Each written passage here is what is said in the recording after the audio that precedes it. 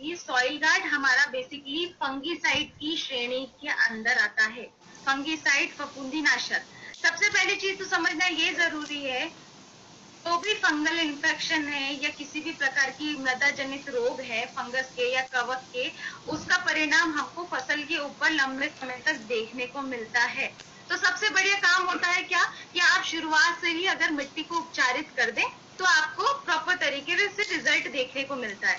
अभी कुछ जगह पे कुछ लोग केमिकल कंटेंट का भी इस्तेमाल करते हैं, ये ज्यादा से ज्यादा जिन किसानों में अवेयरनेस आती जा रही है, तो फंगस को खत्म करने के लिए वो मित्र फंगस जैसे कि ट्राइकोडर्मा, सुडोमोनास, इनका भी इस्तेमाल करते हैं बीज उपचार के वक्त भी। और सबसे ज्यादा तो ट्राइकोडर्मा या सुडोमोनास का जो इस्तेमाल है वो बीज उपचार के वक्त ही किया जाता है।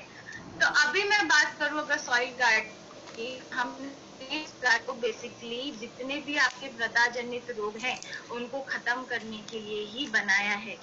इसमें फंगस को दूर करने के लिए तत्व हैं ट्राइकोडर्मा, सुडोमोनास। फिर बात करते हैं हम बेसिलोमाइसिन, मतलब आपकी जमीन में जितने भी निमाटोड या कह लीजिए आम भाषा में जिसको हम कहते हैं पौधों का कैंसर, पौधों की जड़ों में जो गिठाने हो जाती है जिसे हम निमाटोड कहते हैं, उस प्रॉब्लम को खत्म करने का काम करता है बेसिलोमाइसिन, वो हमने इसके अंदर ऐड किया है।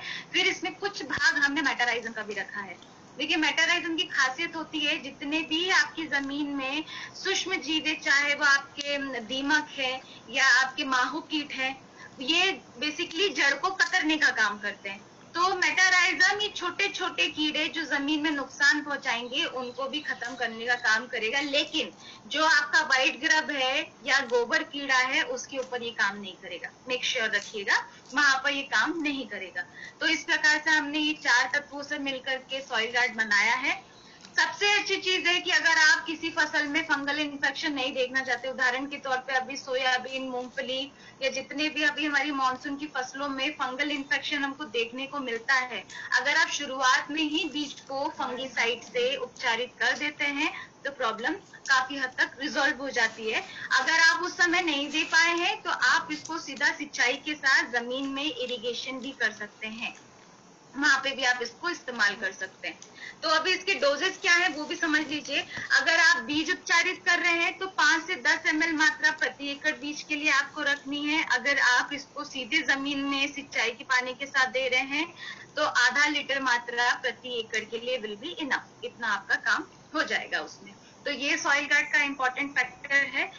अभी एक और इम्पोर्टेंट